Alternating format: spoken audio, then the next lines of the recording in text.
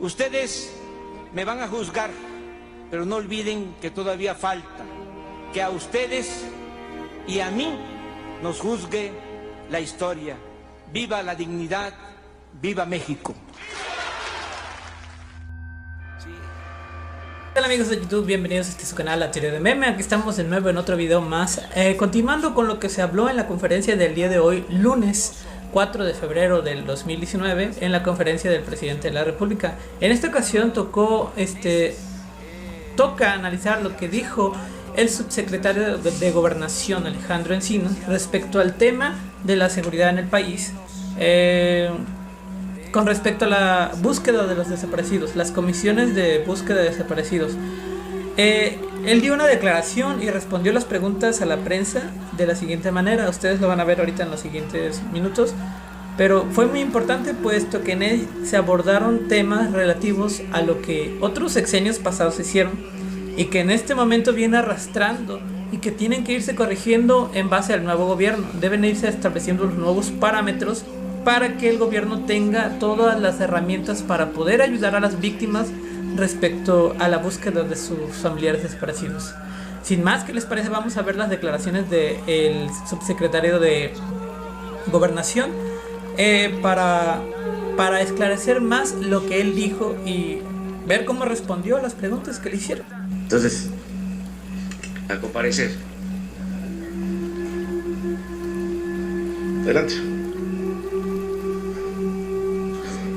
Señor subsecretario, Nadia Sanders de México.com, preguntarle, su ejercicio que reporta de la Comisión Nacional de Búsqueda, el ejercicio anterior, pues se debe en parte al poco margen de tiempo que imagino que ejercieron. Mi pregunta es, ¿estos 400 millones de pesos que están asignados este año serán suficientes para la creación del INAIR? ¿Y cuáles serían las principales complejidades técnicas, dado que también hay 20.000 cuerpos, si mal no recuerdo, o miles de cuerpos sin reclamar?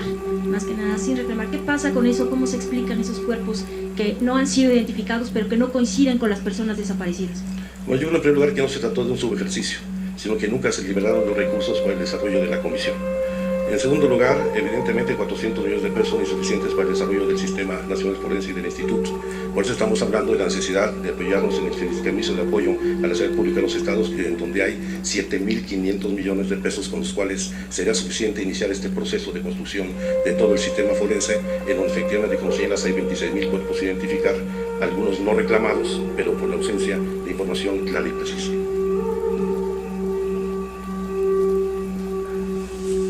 Rodríguez de Noticias. Acaba de decir que es caiga quien caiga. Esto va a implicar también secretario del Estado, gobernadores, mandatarios de administraciones pasadas y líderes de bandas de narcotráfico. Sí.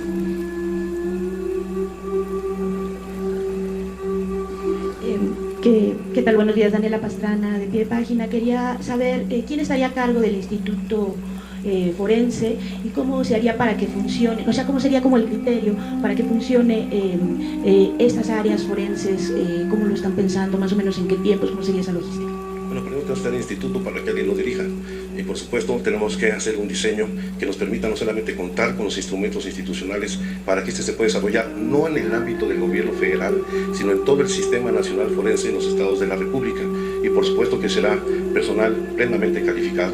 Afortunadamente en nuestro país se están desarrollando ya las licenciaturas y otras especialidades en medicina forense, medicina legal, que seguramente con el apoyo, con la experiencia del Comité Internacional de la Cruz Roja y otras organizaciones, vamos a poder contar con personal especializado muy competente.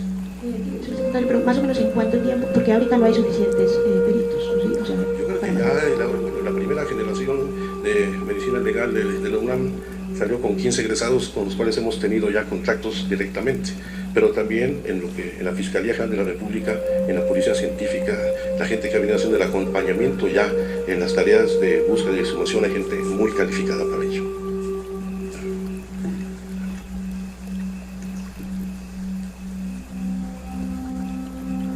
Buenos días, Marcela Turati, colaboradora de la revista Proceso y Quinto Elemento Lab.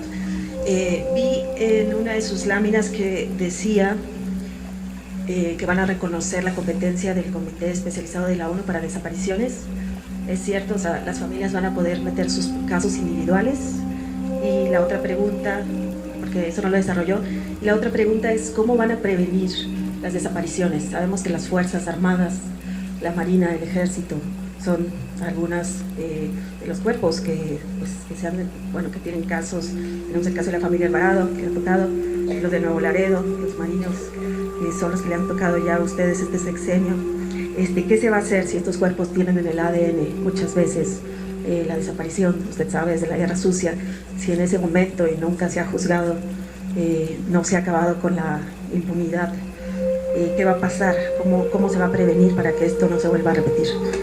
Pues en primer lugar, en el caso de la segunda pregunta, cumpliendo con las instrucciones que nos ha dado el presidente de la República a todos los miembros del gabinete y particularmente a las Fuerzas Armadas, a los cuerpos de seguridad, para que estos se apeguen plenamente al respeto de los derechos humanos. Y estamos convencidos de que va a haber un cambio profundo en este comportamiento de los distintos agentes del Estado y tendrán que apegarse plenamente a cumplir los derechos humanos y evitar cualquier acto de violencia que signifique desaparición forzada, ejecución extrajudicial o tortura. Va a ser una disciplina muy estricta que seguiremos en todo el gobierno federal. Y en el caso, estamos ya trabajando algunas resoluciones, la Guerra Sucia que siguen pendientes, tenemos solicitud de esclarecimiento de hechos desde 1968, en fin, se seguirá trabajando, pero se dará prioridad a las labores preventivas para que esto no siga sucediendo. Y respecto a las competencias de la Comisión para el Seguimiento de la Desaparición Forzada de Naciones Unidas, hay que recordar que yo el 10 de diciembre me reuní con los representantes de la Comisión y por supuesto vamos a atender y asumir las resoluciones del Comité de Desapariciones. Lo vamos a reconocer. ¿Van a poder llevar casos individuales ya a la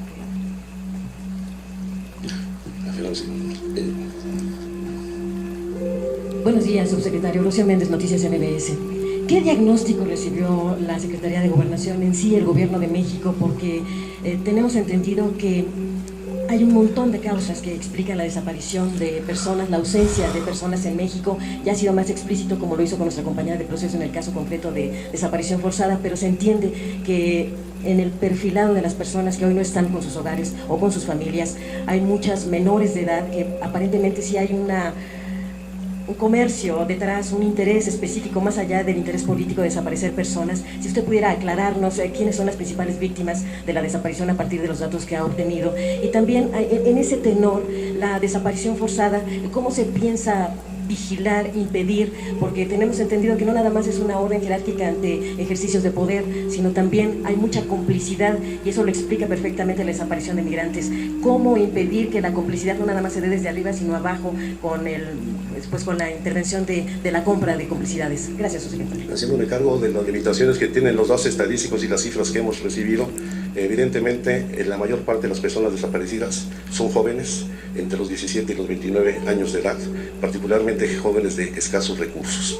Por supuesto que hay un número significativo de mujeres que están vinculadas lamentablemente al delito de trata de personas y tenemos desaparición infantil de manera creciente. La violencia contra los niños ha crecido de manera significativa en los últimos años y habrá un programa especial que estamos trabajando con el Sistema Nacional de Protección de Niñas, Niñas y Adolescentes, que estamos trabajando también con la Comisión de Atención a Niños Migrantes, acompañados o no, y por supuesto que tendrá, como está llevándose a cabo ya de manera muy firme, la depuración del Instituto Nacional de Migración para evitar esta complicidad con la delincuencia organizada, donde efectivamente esos vínculos alentaron la desaparición de migrantes y el tráfico de personas.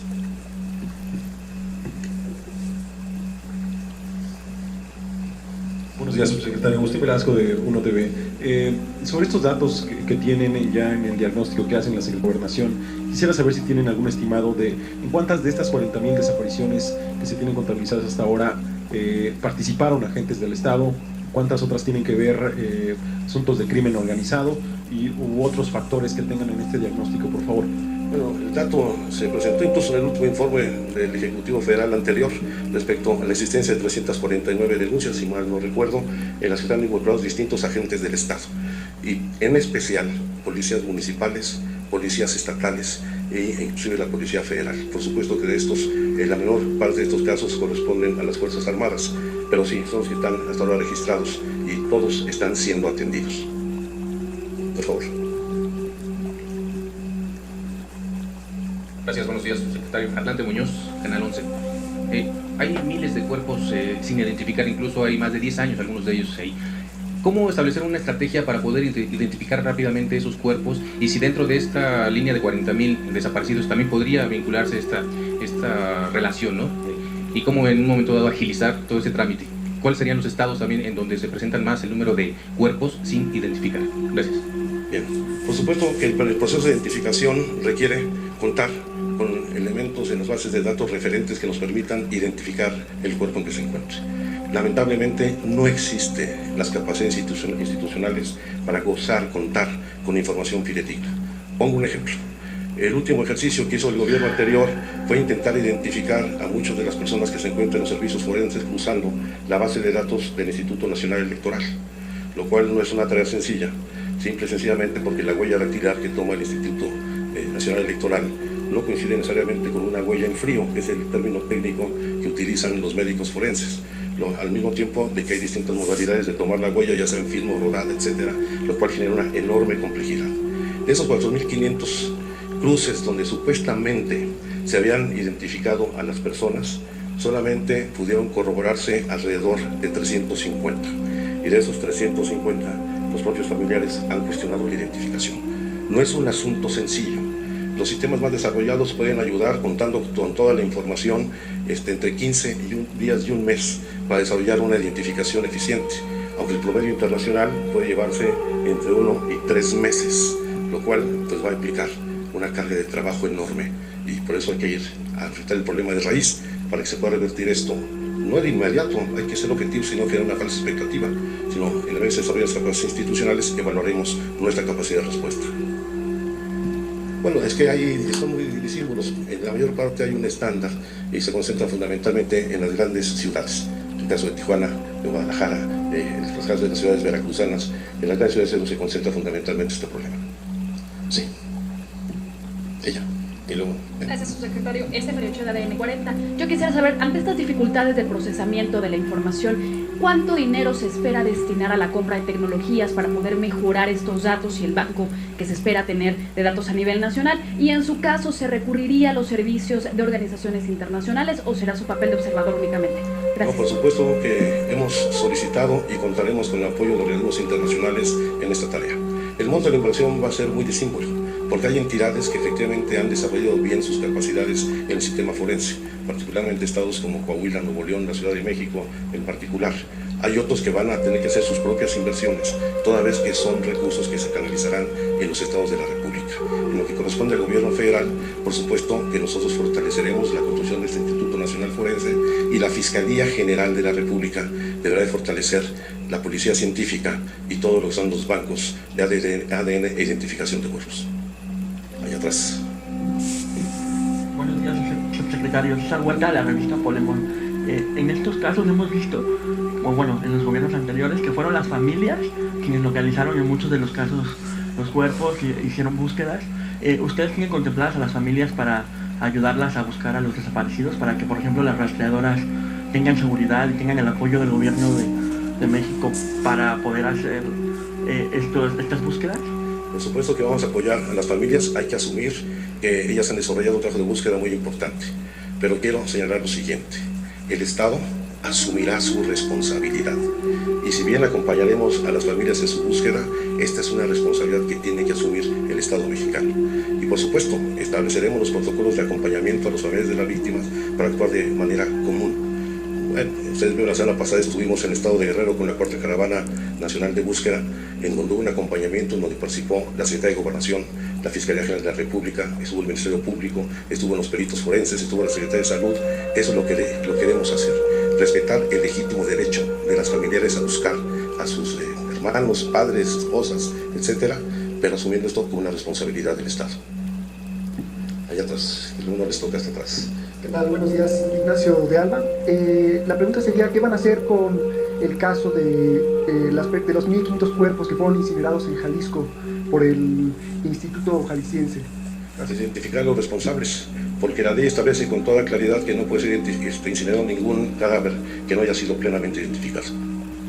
Eso le corresponde al gobierno del Estado, por cierto. Por favor. Sí. Buenos días, Francisco Nieto del Heraldo de México. Preguntarle sobre las comisiones de la verdad.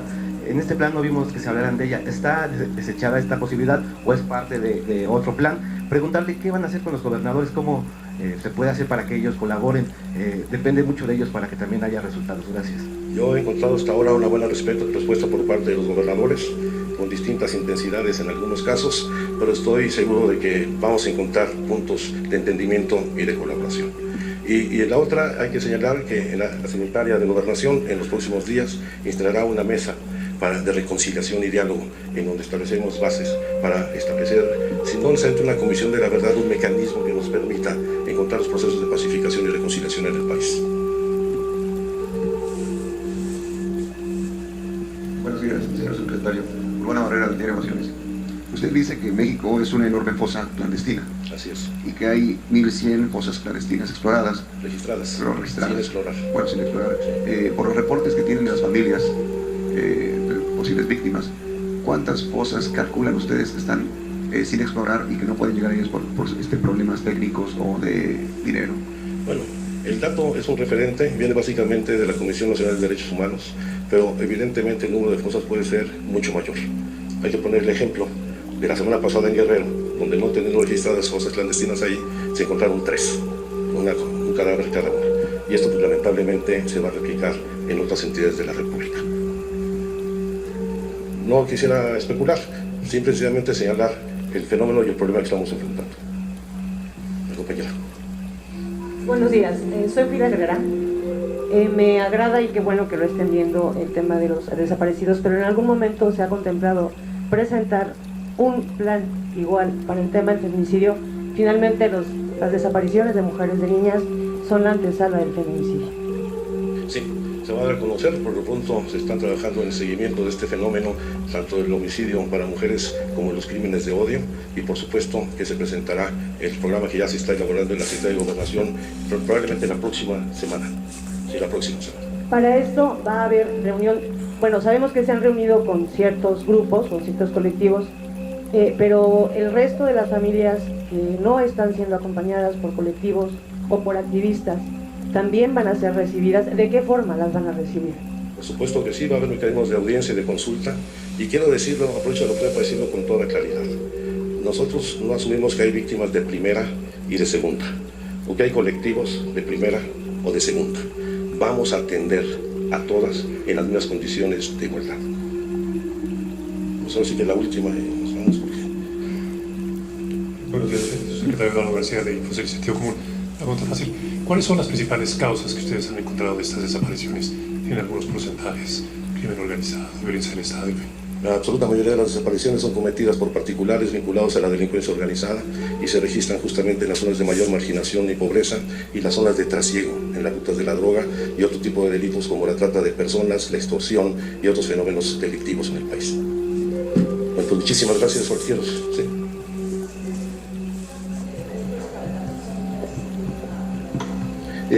No lo recuerdo con precisión, la absoluta mayoría son hombres, pero les voy a dar el dato en particular.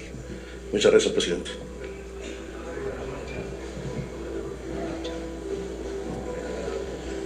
Me comenta que, insisto, reitere lo de la cuarta caravana nacional de búsqueda. Quiere decir que ya en el periodo de transición nosotros hicimos un acompañamiento antes de llegar al gobierno cuando se realizó esta en el estado de Michoacán. Hoy, bueno, lo hemos hecho la semana pasada con el apoyo de diversas instituciones. Creo que es una de las mecánicas más representativas de lo que se puede hacer. Un involucramiento de la autoridad acompañando a los familiares de las víctimas. Y ya estaremos próximamente. Estaré en el estado de San Luis Potosí en otra labor de búsqueda con familiares y iremos ahí comentando cómo se van desarrollando este tipo de actividades. Sí, yo creo que el reclamo que se presentó el sábado es de suma importancia. La búsqueda en vida implica tener la capacidad de reacción inmediata de la autoridad y no solamente emitir una alerta Amber o desaparición, sino y no solamente se requieren reformas de carácter legal para no estar imbuidos en este circuito del tiempo que tiene que pasar para declarar que una persona está desaparecida o no localizada. Y lo fundamental es la capacidad de respuesta en el territorio. De ahí la importancia de que en estos procesos ayuden las fiscalías y las autoridades estatales y municipales. Muchas gracias. Pues así está, amigos, como vieron, ahí quedaron las respuestas del subsecretario de Gobernación respecto a este nuevo sistema que hay de búsqueda de desaparecidos.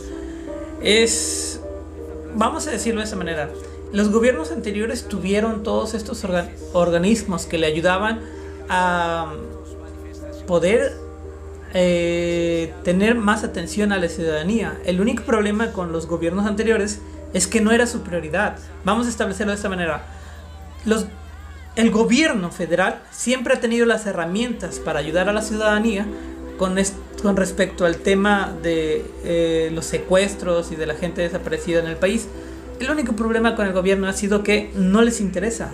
Realmente, inclusive, muchos de estos secuestros se dieron a base del mismo gobierno. El mismo gobierno, para evitar que gente hablara respecto a sus actividades, secuestraba gente y utilizaba a los organismos gubernamentales para poder llevar a cabo este tipo de acciones lamentables. Y entonces es necesario que el mexicano sepa que el gobierno siempre ha tenido las herramientas. Lo que está haciendo este nuevo gobierno es arreglarlo, depurarlo, establecer nuevos parámetros que se van a manejar de hoy en adelante para poder establecer la forma en la que se va a llevar este gobierno. En ejemplo, al inicio del año el presidente comenzó su gobierno con firmando un decreto en donde se establecía una comisión de la verdad para poder esclarecer los acontecimientos respecto al caso de Ayotzinapa. En un ejemplo, los casos que le han preguntado los reporteros de gente desplazada en otros lugares, de secuestros, de gente desaparecida, los feminicidios, los homicidios que pasan en el país son algo muy importante que se debe de tocar, pero si no tenemos bien establecidos los organismos que nos van a ayudar a este tipo de actividades, pues poco se puede hacer. Es como en el caso de las muertes que se han dado. Por poner un ejemplo, el caso de los Moreno Valle cuando fallecieron, la falta de información, la falta de datos que podamos tener para poder esclarecer sus muertes. No se puede. ¿Por qué? Porque los organismos están inactivos. Los organismos básicamente están creados únicamente como instituciones, pero poco o nada funcionan para ayudar a las autoridades federales a esclarecer un delito. Y en muchos de los casos, me atrevo a decir que casi la mayoría, están siendo cómplices con los mismos gobiernos estatales y los mismos malhechores que cometieron este delito. Entonces es muy importante que la Secretaría de Gobernación, en este sentido es Olga Sánchez Cordero y el subsecretario Alejandro Encinas, estén muy al pendiente y depure junto con el presidente todo ese personal que no está haciendo su trabajo y toda esa corrupción que se ha llevado a lo largo de estos casi 30 años que ha habido de corrupción de este sistema neoliberal, como lo dice el presidente de la República. Va a ser muy interesante ver cómo avanza el gobierno en estos todavía 5 años, 10 meses que le quedan aún de gobierno a este nuevo presidente, para saber cómo termina todo, si no quedan simples promesas y realmente logra establecer parámetros para que la delincuencia en el sentido de los secuestros disminuya a priori de una seguridad mejor para toda la población mexicana. Bueno, sin más amigos, los dejo, ahí quedó la información en las declaraciones de las preguntas que le hicieron al subsecretario de Gobernación Alejandro Encinas. Véanlo, discútenlo con sus amigos, familiares, compartan este video para que más gente se informe sobre las decisiones del país y nos vemos en el siguiente video, amigos. Recuerden, están en La Teoría de Meme, no olviden suscribirse a este canal si les gusta el contenido que un servidor ofrece a ustedes. Coméntenlo, compártanlo con sus amigos y pues hasta la próxima. Vamos a continuar luchando de manera pacífica. Confiemos en que nuestra causa es justa y va a triunfar. En estos últimos días he recibido muchas muestras de apoyo, de solidaridad de ustedes, de trabajadores, de amas de casa, de campesinos e indígenas, de comerciantes, de profesionistas, de intelectuales, de artistas, de empresarios, de todo el pueblo. Por eso vuelvo a repetir, de todo corazón, les quiero desaforadamente. Muchísimas gracias.